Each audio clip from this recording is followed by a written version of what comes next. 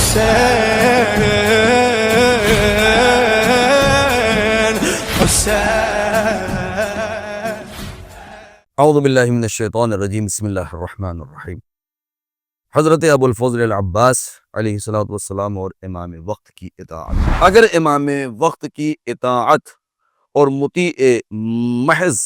کا اگر چہرہ کسی کو دیکھنا ہے اور سیرت کو پہچاننا ہے تو وہ سرکار ابو الفضل العباس کو دیکھے۔ ایک ایسا مطیع محض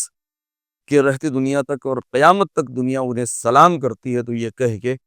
ایھا العبد الصالح، السلام علیک ایھا العبد الصالح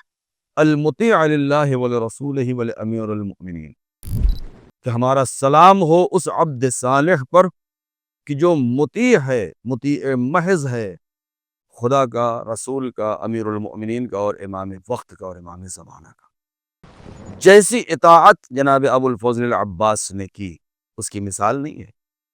جب آپ کی شخصیت کا تذکرہ ہوتا ہے تو میں نے کئی مرتبہ یہ جملہ کہا ہے اور میں کہتا ہوں کہ اگر سرکار سید الشہداء کی ذات نہ ہوتی یا ان کے وہ نمایاں نقوش اور کردار اگر کربلا میں نہ ہوتے تو لغت میں، ڈکشنری میں، معنی کی کتابوں میں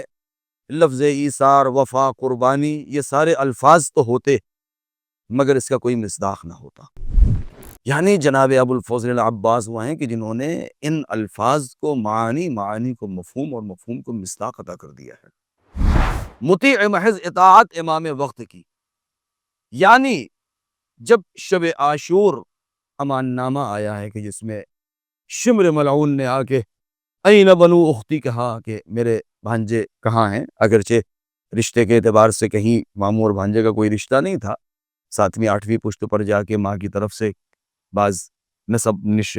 شناسوں نے جو باتیں لکھی ہیں اس کے اعتبار سے،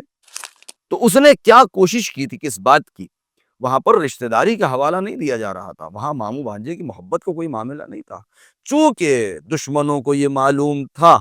کہ جناب ابو الفضل العباس اور ان کے برادران شجاع اور بہادر اور اولاد عقیل جہاں بھی موجود ہوں گے ان کے اوپر کامیابی حاصل کر لینا بہت مشکل ہے، اس لیے کہ یہ وہ خاندان ہے کہ ایک مسلم ابن عقیل کو گرفتار کرنے کے لیے 70-72 افراد کوفے میں کم پڑ گئے تھے، لہذا اصل مقصد یہ تھا کہ سرکار سید الشہداء کے لشکر سے ابو الفضل العباس اور ان کے برادران اور اولاد عقیل کو توڑ دیا جائے تاکہ حسین ابن علی تنہا رہ جائیں۔ لیکن جب سرکار ابو الفضل العباس نے کیا جواب دیا، لعنت ہو تجھ پر اور تیرے امان نامے پر، اور یہ کہہ کے اور کیا کہا کہ کیا میں ابن بنت نبی یعنی سرکار سید الشہداء کو میں چھوڑ دوں نا، اور پھر اس کے بعد اطاعت اپنے اس آخری منزل پہ وہاں پہنچتی ہے کہ جہاں پر قلب لشکر کے علمبردار اور لشکر حسینی کے علمدار، لیکن جتنی مرتبہ آپ نے جنگ کی اجازت مانگی امام نے اجازت نہیں دی، کیوں؟ اس لیے کہ خواتین، بچوں، بیویوں، لشکر کو سہارا ہے، ڈھارس ہے، لیکن وہ مقام آیا کہ جب آپ نے یہ فرمایا کہ کیا ہا حل الی الماء السبیل، جب آپ نے یہ جملہ فرمایا جناب ابو الفضل العباس سے تو آپ سمجھ گئے یعنی ابھی بھی جنگ نہیں بلکہ پانی کی سبیل کرنا ہے، پانی کا انتظام کرنا ہے، اور جناب ابو الفضل العباس نے سر جھکا دیے یہاں، یعنی اس کو کہتے ہیں اطاعت محض امام زمانہ۔ امام زمانہ عجل اللہ تعالی فرجہ الشریف یا ہمارے دیگر جو ائمہ ہیں، مثلا چوتھے امام سے لے کر کے اور 11ویں امام تک، ہر زمانے میں ائمہ نے اپنے اصحاب سے کیا چاہا ہے،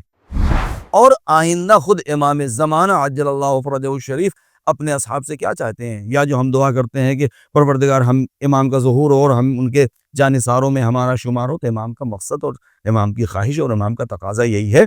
کہ امام کو جناب عباس جیسے، جناب علی اکبر جیسے، جناب حبیب ابن مظاہر جیسے اصحاب چاہیے۔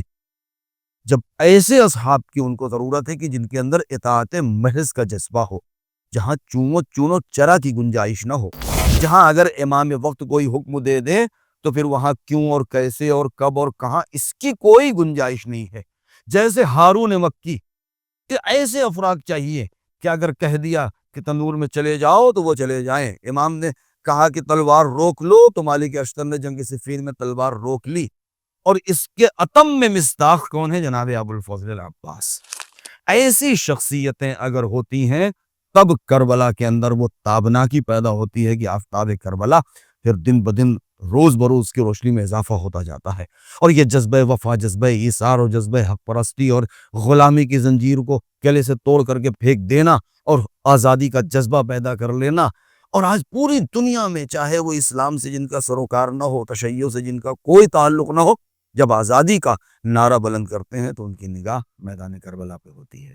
اور ایسی ہی شخصیتیں وہ ہیں کہ اگر کسی رہبر کے پیچھے چلنے کا جذبہ پیدا ہو گیا